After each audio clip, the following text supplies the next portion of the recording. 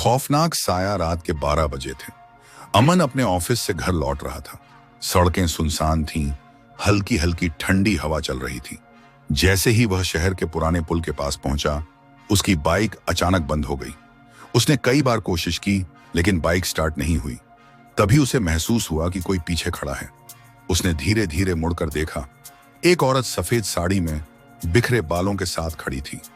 उसकी आंखें अंधेरे में चमक रही थीं। अमन के पूरे शरीर में सिहरन दौड़ गई। उसकी सांसें तेज हो गईं। औरत बिना कुछ कहे धीरे धीरे उसकी तरफ बढ़ने लगी। अमन ने बाइक छोड़कर दौड़ना शुरू कर दिया, लेकिन उसे ऐसा लगा जैसे जमीन उसके पैरों को जकड़ रही हो। तभी औरत की खौफनाक आवाज आई, रुक जाओ। अमन ने डर के मारे अपनी आंखें बंद कर लीं और जोर से चिल्लाया। जब उसने दोबारा आंखें खोली तो वह सड़क के बीच में पड़ा था। आसपास कुछ लोग खड़े थे। क्या हुआ तुम्हें? एक आदमी ने पूछा।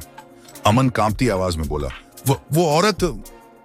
लोगों ने हैरानी से उसकी ओर देखा और बोले, यहां कोई नहीं था, लेकिन सालों पहले इसी पुल पर एक औरत का एक्सीडेंट हुआ था।